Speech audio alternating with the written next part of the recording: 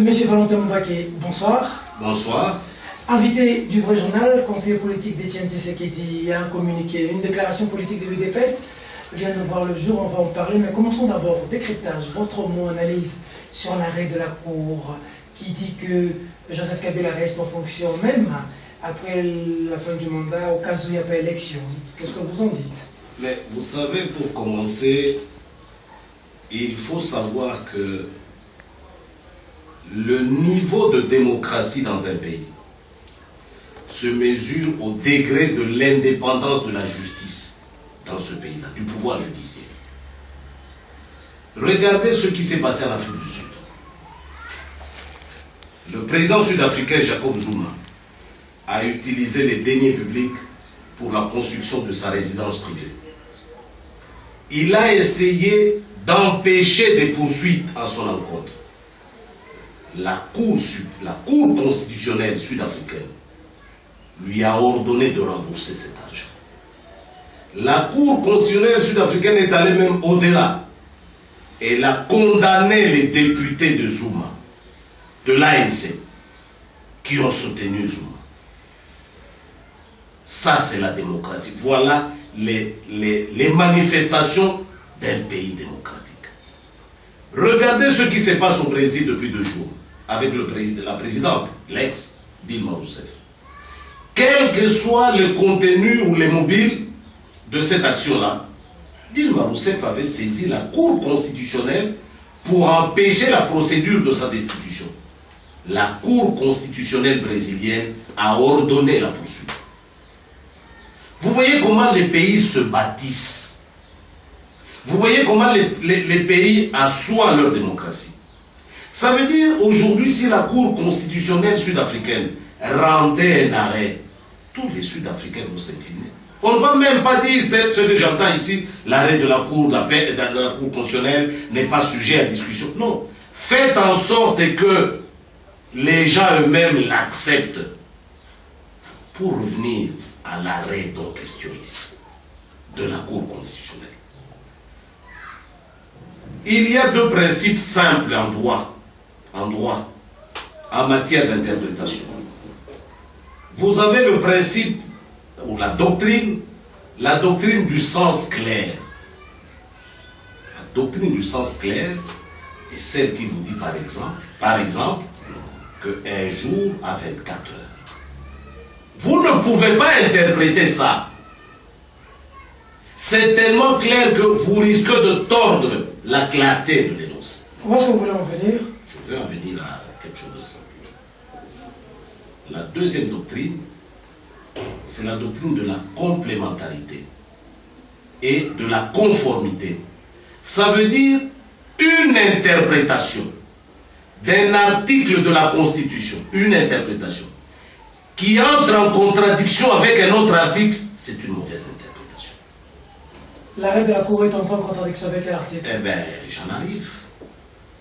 L'article 70, qui faisait l'objet d'interprétation, la Cour commence par vous dire, le premier alinéa est clair. On ne peut pas l'interpréter.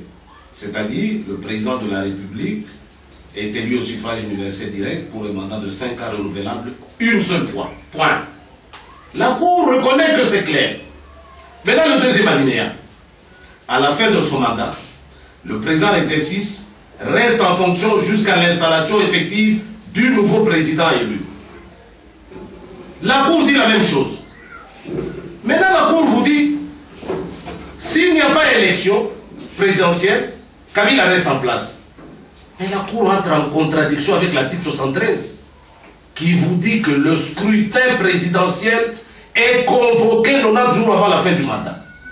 Voilà une mauvaise interprétation de la Cour. Parce que c'est une interprétation qui entre en contradiction avec un autre article de la Constitution. La Constitution, c'est un tout.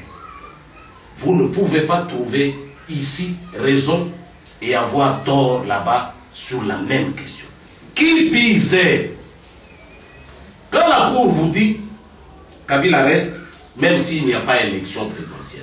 Mais la Cour est en train de régler l'équation personnelle de M. Kabila, pas du président de la République. La loi est impersonnelle. La Cour n'a pas été saisie pour dire Kabila doit rester oui ou non. Quelle était la saisine? C'était l'interprétation de 3 articles, 70, 103 et 105. On n'a pas demandé à la Cour d'interpréter l'article 73 et pour cause. Et pour cause. Maintenant, quand la Cour commence à régler l'équation individuelle de M. Kabila, c'est ce qu'on appelle statuer ultra petita en droit. La Cour s'est arrogée une intelligence qui n'est pas la sienne en la matière. Et je disais qui pisait. Quand la Cour dit Kabila reste en place, même s'il n'y a pas élection présidentielle, ça veut dire la Cour donne à M. Kabila un 3e mandat. Un 3e mandat, en contradiction avec l'alinéa 1er de l'article 70. Les arrêts de la Cour sont inattaquables, imposables à tous, à vous aussi. Mais je l'ai dit ici, la Cour ne peut pas m'empêcher de raisonner quand des choses aussi flagrantes, choquent l'intelligence. Même si ça choque, une frange de l'opposition estime qu'il faudrait descendre de la rue, même des réagit en disant que quoi que vous fassiez, les dés sont jetés. Oui, qu'est-ce que vous en pensez? Mais ce n'est pas la première fois que Mende dit le chien voit la caravane passe. Mende nous disait, quand nous on disait que Kabila veut se maintenir au pouvoir, il disait que c'était un procès d'intention. Rappelez-vous. Peut-il encore dire aujourd'hui, nous accuser de faire un procès d'intention à M. Kabila avec cet arrêt de la Cour? Mais qui pisait, mon cher journaliste? En donnant à Kabila un 3e mandat, la Cour tire ce 3e mandat de quelle disposition constitutionnelle? En lui donnant une durée indéterminée, cette durée-là, la Cour la tire de quelle disposition constitutionnelle? Et les deux matières, le nombre de mandats, la durée du mandat, font partie de l'article 220 des matières verrouillées, non révisables. Alors vous imaginez, ça veut dire que la Cour a broyé la constitution de ce pays. Broyé complètement. Alors, face à ça, l'UDPS dit dans sa déclaration politique récemment qu'au 19 décembre, Joseph Kabila doit remettre le clé du palais. Ils ne disent pas à qui. Par rapport à la déclaration de l'UDPS qui maintient toujours le dialogue, qui ne reconnaît pas cette Cour, qui dit qu'il faut recomposer la Cour, recomposer la CENI. Vous êtes un proche de Tshisekedi. Vous allez aller à un dialogue jusqu'aujourd'hui, maintenir un dialogue, pendant que, aujourd'hui, certains estiment que le dialogue est vidé de tout son sens avec l'arrêt de la Cour. D'abord, commençons par tirer la première leçon. M. Kabila, dès le départ, a décidé de se maintenir au pouvoir, en violation de la Constitution. C'est démontré. Deuxièmement, vous savez, une Cour constitutionnelle appartient à ce qu'on appelle le pouvoir judiciaire. Le pouvoir judiciaire. Et le rôle du pouvoir judiciaire dans un pays, c'est de traquer, arrêter, sanctionner, punir les délinquants. N'oubliez pas que la Cour constitutionnelle, c'est elle qui est habilitée à certifier les résultats électoraux de la présidence de la République. Ça veut dire quoi? Cette Cour-là est en face de quelqu'un qui a sciemment amené le pays vers l'impasse. On dit c'est la CENI. C'est pas la CENI.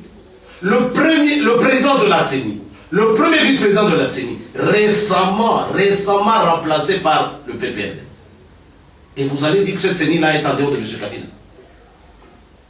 Le budget de l'État pour doter la CENI des moyens, Assemblée nationale, Sénat, majoritaire, PPRD. Vous allez dire que M. Kabila est en dehors de tout ça. Donc, la Cour constitutionnelle devait sanctionner. C'est un pouvoir judiciaire qui ne doit pas assister impatient. Qu'est-ce qui arrive maintenant, au 19 décembre? Au 19 décembre, tel que M. Tshisekedi l'a dit, d'abord, nous rejetons cet arrêt-là. C'est un arrêt qui ne repose sur aucune considération intelligente. Le chien envoie la caravane. Oui, mais les jours sont comptés. Hein. Les jours sont comptés. Tshisekedi a dit, et nous sommes d'accord avec lui, le 19 décembre, c'est fini. M. Kabila doit déposer le... Ne dira pas devant des juges internationaux, Ezalaki Mibeko. Je recevais les ordres que j'exécutais. vous êtes pénalement responsable de l'exécution de vos actes. Et il vous appartient de juger du caractère illégal de l'ordre qui vous a été donné. D'accord. Deux autres sujets pour finir cet invité du journal. D'abord, la situation dans l'Est. Qu'est-ce que vous dites de ce qui se passe actuellement à Beni, où les Congolais tombent tous les jours? Ça fait écho au débat sur Internet, le tweet de Julien Paluku, gouverneur, qui a tweeté dimanche, il célébrait la victoire de Barça en Espagne, pendant que juste à 2 mètres de chez lui, les Congolais continuent de mourir. Vous en pensez quoi? Ça traduit le degré de compréhension et de responsabilité de ce que vous appelez responsables politiques dans ce pays. Cette affaire-là de Beni, mais ce n'est pas la première fois qu'on nous dit que le Congo est pacifié. Ça faisait d'ailleurs partie des éléments de propagande en 2011. Le pacificateur. Le pacificateur. Mais d'où vient cette affaire-là de Beni? D'où vient cette affaire de Lubero? On vous parle des ADF Nalou. Tantôt FDLR. L'FDLR, ça fait 6 000 hommes. M. Kabila avait même ironisé il y a, je crois, 10 ans, quand il faisait encore des interviews là, en disant, et d'ailleurs, ils sont au nombre de 6 000, y compris les chèvres et les vaches. Vous vous rappelez? Mais 6 000 hommes, 6 000 hommes, avec tous les FARDC, 80 000 ou 100 000 hommes de troupes, avec la MONUSCO, 20 000 hommes. Mais qu'est-ce qui se passe? Ça veut dire quoi? Le Congo fait l'objet des enjeux obscurs. Et on ne peut pas comprendre que les dirigeants congolais puissent subir les effets des FDLR rwandais, les effets des ADF Nalou ougandais, pendant que nous, ici chez nous, en fait, ce sont des rébellions contre le Rwanda et contre l'Ouganda. Mais l'Ouganda est en paix, le Rwanda est en paix, et le Congo est en guerre. Comment expliquer ce paradoxe? Ça veut dire quelque part au Congo, il y a un schéma que nous dénonçons. Un schéma qui consiste à maintenir ce pays dans cet état-là en prévision d'une situation future. Rappelez-vous le schéma de balkanisation de ce pays. Comment pouvez-vous expliquer que 6 000 hommes deviennent imbattables pour toute une république? Pour toute une organisation internationale comme la MONUSCO? Comment pouvez-vous comprendre que les ADF Nalou sont à Beni, à la frontière avec l'Ouganda, et l'Ouganda est tranquille? Soi-disant rebelles contre le pouvoir de Museveni, mais qu'ils attaquent Museveni. Ils ne le font pas.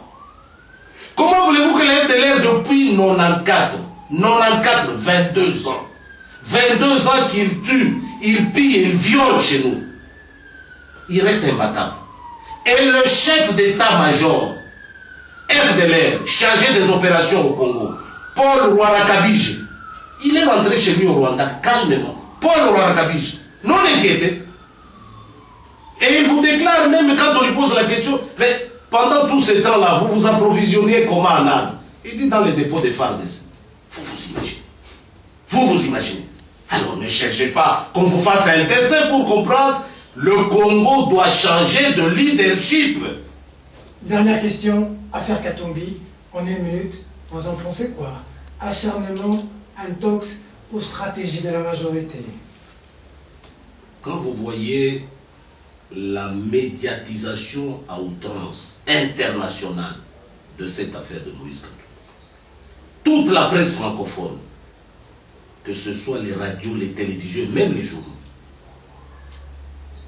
quand vous voyez l'accompagnement au niveau national des services, certains soit à Makala n'ont pas bénéficié de cet accompagnement-là. Ils se sont retrouvés 2 jours après à Makala, sans ménagement, je ne vais pas citer les noms. Quand vous vous posez la question de savoir, mais il y a quelque temps, M. Kabila est allé même à Lubumbashi, où il a tenu un discours devant les notables katangais en Swahili pendant plus d'1 heure, où il dénonçait la fraude douanière que tout le monde connaît. Tout le monde connaît. Cette affaire, on n'en parle plus. On crée une histoire de mercenaires. Non, il y a trop de zones d'ombre. Nous attendons l'épilogue, le dernier acte de cette pièce. Je ne dis pas encore de théâtre, mais cette pièce-là. nous allons nous prononcer après avoir connu l'épilogue. Valentin Moubaké, merci. C'est moi qui vous remercie.